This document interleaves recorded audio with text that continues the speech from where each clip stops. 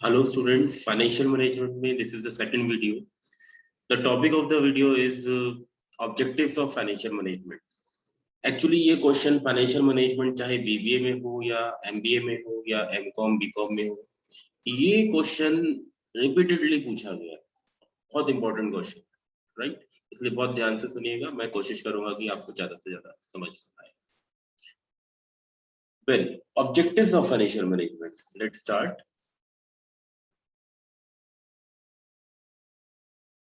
If you talk about the introduction, we have to begin with what financial management is. Financial management is concerned with the proper utilization of funds in such a manner that it will utilize or increase the value or earnings of the firm.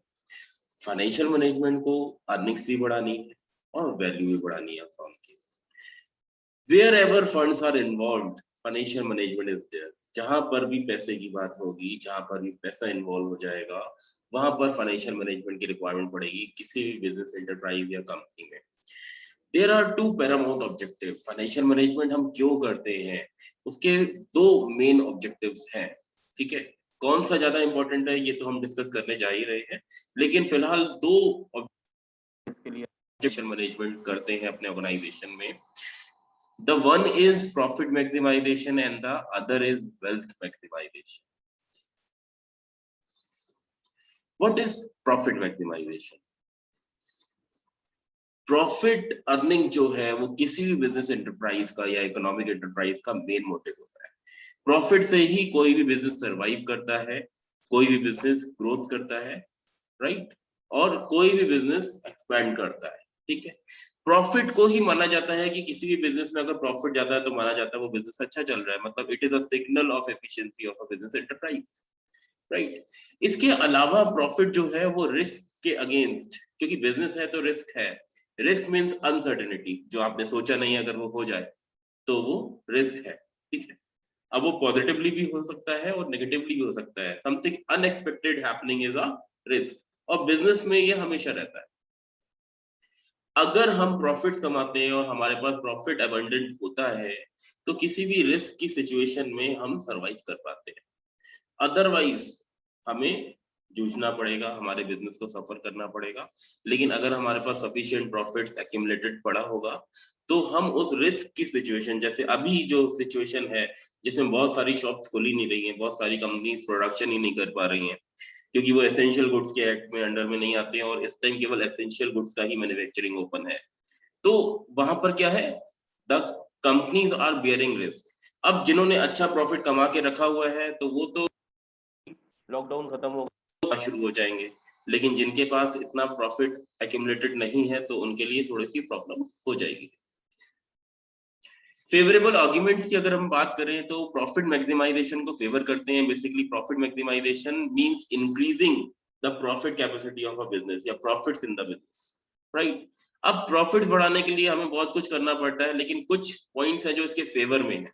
Favour में क्या है, it is a main objective of a business.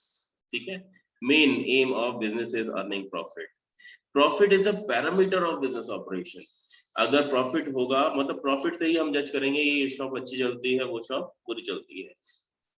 करेंगे company बहुत पुरानी है, बहुत अच्छा business कर रही है, दूसरी कंपनी जो है वो न्यू है, अभी अच्छा बिजनेस नहीं कर पा रही है. The indicator, the parameter, the yardstick is profit. Profit reduces risk of the business concern. ठीक है, अगर आप प्रॉफिट्स में डील कर तो जब भी कोई रिस्क की सिचुएशन आएगी तो वहां पर आपके बिजनेस में कम सफरिंग्स होंगी. ठीक है, आप उसे मीट आउट कर जाओगे बहुत आसानी से. Profit is the main source of finance. जो बिजनेस एंटरप्राइजेस हैं वो क्या करते हैं, प्रॉफिट कमाते हैं और उस प्रॉफिट को या तो बांटते हैं डिविडेंड के फॉर्म में, कंपनीज की अगर हम बात करें तो, या फिर बिजनेस में दोबारा इन्वेस्ट कर लेते हैं.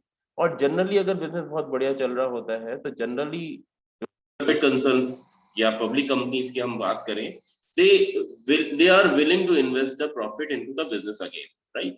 तो ये एक बहुत अच्छा सोर्स ऑफ इन्वेस्टमेंट भी होता है, सोर्स ऑफ फाइनेंस भी होता है. Profitability meets the social need also. अगर आपके पास प्रॉफिट्स हैं तभी तो आप सोशल वेलफेयर के काम कर पाएंगे, और सोशल वेलफेयर जो कॉर्पोरेट सोशल रिस्पांसिबिलिटी की हम बात करते हैं वो आजकल बहुत ज्यादा इंपॉर्टेंट होने लगी है. ड्रॉबैक्स भी हैं क्योंकि फर्स्ट ड्रॉबैक है कि इट इज वेग। क्या है एक्यूरेटली बताना बड़ा मुश्किल है, क्योंकि हम जो प्रॉफिट की कर रहे होते हैं, P&L अकाउंट की बात कर रहे होते हैं, वो एक अकाउंटिंग प्रॉफिट होता है जो कि एक पर्टिकुलर पीरियड के रेवेन्यू में से उस पर्टिकुलर पीरियड की कॉस्ट मैच करके या माइनस करके हमें बताता है कि इतना प्रॉफिट। लेकिन अगर हम देखें तो हमारा इन्वेस्टमेंट इन द बिजनेस बहुत ज्यादा होता है, उसके अगेंस्ट ना तो वो रेवेन्यू बहुत ज्यादा प्रॉफिट, ठीक है। तो इन्वेस्टमेंट तो बिजनेस से एक लॉन्ग टर्म में निकलेगा, लेकिन हर ईयर अगर हम अपनी बिजनेस की एफिशिएंसी चेक करना चाहते हैं तो हम प्रॉफिट को निकालते हैं, that is only accounting profit, जो कि एक इनकम्प्लीट रिजल्ट होता है, ठीक है। तो इसीलिए आप वहां पे कोई लेजिटिमेट प्रॉफिट नहीं निकाल पाते हो, तो it is a vague concept. उस प्रॉफिट को आप प्रॉफिट कह रहे हो, इस पर भी शंका वाली बात है, क्योंकि अकाउंटिंग तो कहती है हर साल आपका प्रॉफिट निकालना है। मैंने किसी बिजनेस में 1 करोड़ रुपए लगाए, फर्स्ट ईयर का मेरा रेवेन्यू हुआ 10 लाख रुपए, जिसमें 8 लाख मेरी कॉस्ट थी, अकाउंटिंग दिखाएगी मैं 2 लाख के प्रॉफिट में हूँ। लेकिन अगर इन्वेस्टमेंट पॉइंट ऑफ व्यू पे आऊंगा तो मुझे अभी 9 करोड़ 90 लाख रुपए और निकालने उसी बिजनेस से, राइट। तो that is why it is called a vague concept. It ignores the time value of money. Profit कब मिल रहा है इसको कंसीडर नहीं किया जाता प्रॉफिट मैक्सिमाइजेशन में, बस मिलना चाहिए प्रॉफिट, ज्यादा प्रॉफिट होना चाहिए, भले आज के बजाय कल मिले। अगर कोई आपसे कहता है कि आज 1 लाख ले लो, कल मैं आपको 1,10,000 दे दूंगा, तो आप कहेंगे ना 1,10,000 दे दो, ज्यादा मिल रहा है, मतलब दैट इज प्रॉफिट मैक्सिमाइजेशन। लेकिन अगर आप ध्यान से देखेंगे कि 1 साल बाद अगर वो 1,10,000 दे रहा है तो वो आपको कुछ भी ज्यादा नहीं दे रहा, क्योंकि उसी हिसाब से पैसे की वैल्यू भी कम हो रही है, राइट। तो प्रॉफिट मैक्सिमाइजेशन में हम टाइम वैल्यू ऑफ मनी को कंसीडर नहीं कर पाते हैं, एंड इट इग्नोर्स रिस्क। जो रिस्क और अनसर्टेनिटी का फैक्टर भी है वो प्रॉफिट मैक्सिमाइजेशन करता है। अब बात करते हैं वेल्थ मैक्सिमाइजेशन होता क्या है। वेल्थ मैक्सिमाइजेशन जहां पर वैल्यू को बढ़ाने की बात करते हैं, बिजनेस की नेट प्रेजेंट वैल्यू को बढ़ाने की बात करते हैं। जो नॉर्मल बिजनेस हाउसेज हैं उनकी नेट प्रेजेंट वैल्यू हम उनके कैश इनफ्लोज से निकालते हैं, कि जो भी प्रॉफिट्स हमें हो रहे हैं, जो भी कैश इनफ्लोज हमारे पास आ रहे हैं, उन n नंबर ऑफ ईयर्स के कैश इनफ्लोज को जब हम उनके इन्फ्लेशन फैक्टर या रिस्क फैक्टर या इंटरेस्ट रेट फैक्टर से डिस्काउंट करेंगे तो हमारे पास, जब हम सारी present values of cash inflows को जोड़ेंगे उसमें से माइनस करेंगे flow that is the cost, तो हमारे पास आ जाएगा present value of the firm, ठीक है। तो नॉर्मल फर्म्स के हम ऐसे निकालते हैं, और कंपनीज का सबसे आसान तरीका है जो उनका market price of the share होता है, तो उनके total number of share outstanding shares को अगर हम market price current market price of share से मल्टीप्लाई कर देंगे तो वहां पर भी वेल्थ निकल के आती है। वेल्थ मींस वैल्यू, आपकी वैल्यू क्या है, आपके बिजनेस की वैल्यू क्या है, ठीक है। तो नॉर्मल बिजनेस एंटरप्राइजेस या छोटे बिजनेस एंटरप्राइजेस में हम नेट प्रेजेंट वैल्यू निकालते हैं, ठीक है। और अगर नेट प्रेजेंट वैल्यू हमारी पॉजिटिव, या पॉजिटिव में जितनी भी ज्यादा होगी उतना बेहतर होगा, लेकिन पॉजिटिव होना बहुत जरूरी है, ठीक है। अगर नेगेटिव है तो आपका बिजनेस लॉसेस में डील कर रहा है, अगर पॉजिटिव है तो you are running in a profit. और अगर प्रॉफिट पॉजिटिव वैल्यू भी अच्छी खासी पॉजिटिव है, पॉजिटिव में भी बहुत ज्यादा अमाउंट आपके पास है, तो यू आर ग्रोइंग गुड, ठीक है। तो ऐसे ही अगर हम कंपनीज की बात करते हैं तो उनका share price is a best indicator of value, क्योंकि कंपनीज को अगर खरीदना है तो आपको शेयर खरीदने पड़ेंगे, तो वहां पे शेयर की वैल्यू पर ही हम डिस्कस करते हैं।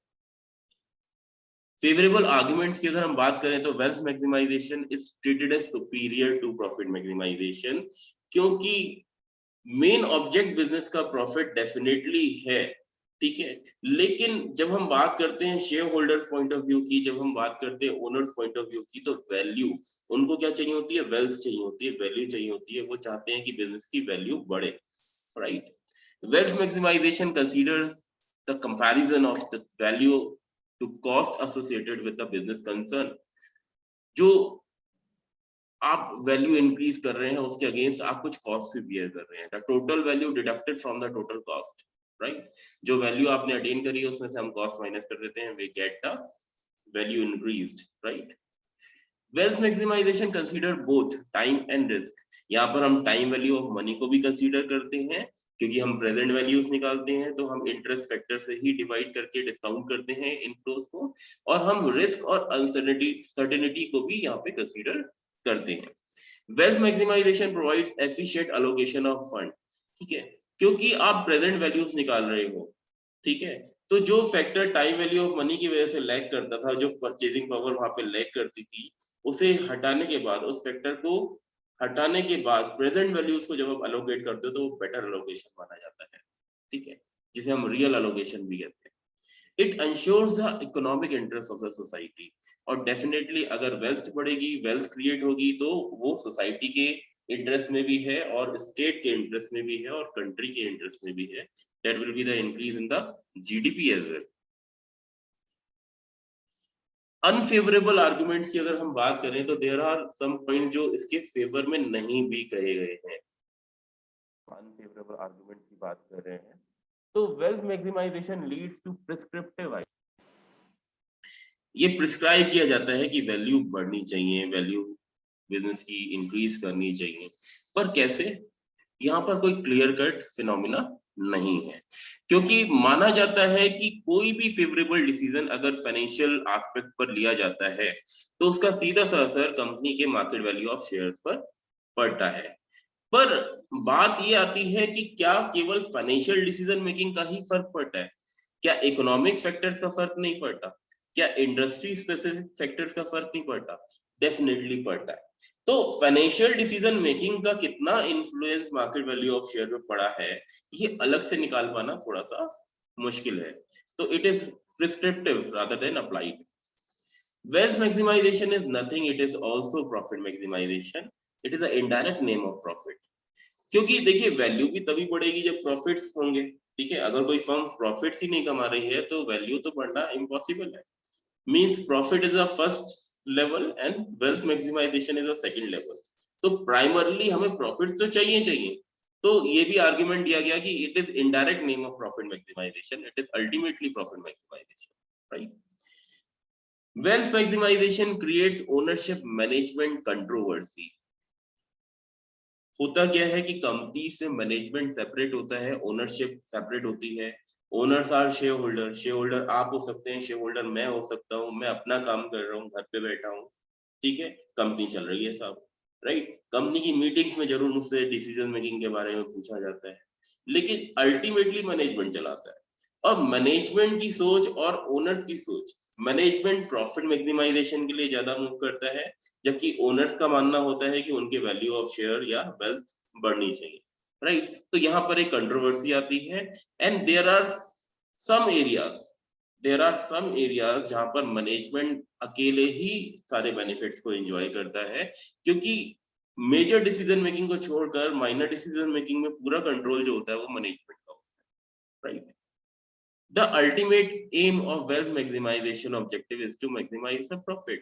ये बात हम पहले भी कर चुके हैं कि प्रॉफिट को बढ़ाना ही पड़ेगा अगर आपको वैल्यू बढ़ानी है तो। And wealth maximisation can be activated only with the help of profitable position of the business. अगर कोई बिजनेस प्रॉफिटेबल पोजीशन में नहीं है, नेगेटिव प्रॉफिट्स में रन कर रहा है, तो वेल्थ मैक्सिमाइजेशन के बारे में वो सोच भी नहीं सकता।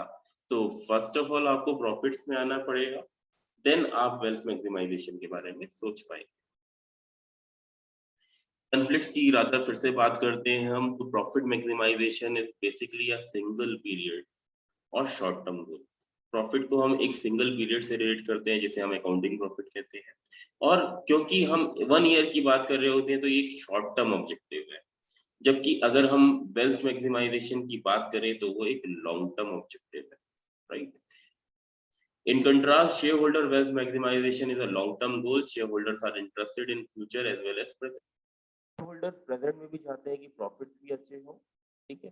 देखिए एक होता है मैक्सिमम, एक होता है प्रॉपर, ठीक है। There is a huge difference. हर चीज मैक्सिमम ही अच्छी नहीं होती, राइट। क्योंकि मैक्सिमम कोई चीज अटेन करने के लिए आपको उसकी कॉस्ट भी बियर करनी पड़ती है, राइट। तो वही बात है कि हम प्रेजेंट में भी इंटरेस्टेड हैं कि सफिशिएंट प्रॉफिट होने चाहिए, रीजनेबल प्रॉफिट होने चाहिए, लेकिन ultimate goal is establishing the firm and growth of the firm, the value maximisation of the firm, the wealth maximisation of the firm, right. तो देयर आर सम पॉइंट जिसकी वजह से wealth maximisation को prefer किया जाता है। Wealth for the long term, अगर आपने वैल्यू अपनी बढ़ा ली है, क्योंकि प्रॉफिट शॉर्ट टर्म होता है, एक ईयर है अगले ईयर नहीं है, situation profit also changes, right? आपने अपनी एक वैल्यू बना ली है। एक कंपनी है जियो, 1 साल तक फ्री डेटा देकर बिना चार्ज लिए, प्रॉफिट की कहां से आप बात करेंगे, बिना के अपने सब्सक्राइबर्स को उन्होंने फ्री डेटा दिया, फ्री सर्विस दी, लेकिन उन्हें पता था long run they will get a major subscriber. और आज की डेट में they are running very good, right. तो 1 साल बाद जब उन्होंने चार्जेस करे तो एक अच्छा अमाउंट, ह्यूज अमाउंट उन्होंने चार्ज करा, क्योंकि 50% से भी ज्यादा टेलीकम्युनिकेशन का सब्सक्राइबर वो अटेन कर चुके थे। तो लॉन्ग टर्म ज्यादा बेटर माने जाते हैं शॉर्ट टर्म ऑब्जेक्टिव। रिस्क और अनसर्टेनिटी, देखिए प्रॉफिट्स हमेशा नहीं रहेंगे, लेकिन कर ली तो वैल्यू आपकी वेल्थ, जैसे लोग खरीदते हैं, लोग एसेट खरीदते हैं कि कल को कोई बड़ी हमारे ऊपर दिक्कत आ गई तो हम उस एसेट को बेचेंगे एंड विल कम आउट में। मींस एसेट खरीदते मींस वो अपनी वैल्यू इन, ठीक है, तो अगर वो सेविंग्स में ही डील करते तो डेफिनेटली इतना बड़ा खर्चा, कोई एक्सपेंस आने पर उनके लिए दिक्कत हो जाती, क्योंकि जो अर्निंग्स हम करते हैं रेगुलर बेसिस पर, अगर हम उन पे ही डिपेंड हो जाए और अपनी फ्यूचर सेविंग्स पर ना दे और फ्यूचर प्लानिंग पर ना ध्यान दे तो इट विल, तो वही बात है, जब आप वेल्थ को कंसीडर करते हो तो आप अनसर्टेनिटी को दिमाग में रखकर ही plan. The timings of return are very important. कब पैसा मिल रहा है ये बहुत इंपॉर्टेंट है, तो यहाँ पर हम टाइम वैल्यू ऑफ मनी को कंसीडर करके चल रहे हैं। एंड शेयर होल्डर्स के रिटर्न, आप शेयर होल्डर्स को क्या दे पा रहे हैं, जिसने आपकी कंपनी में पैसा लगाया है, जिसकी वजह से कंपनी चल रही है, आपको आप उसको इन रिटर्न क्या दे रहे हैं। अगर आप उसे 10%, 5% डिविडेंड दे रहे हैं तो वो तो अपना पैसा बैंक में भी रख सकता था।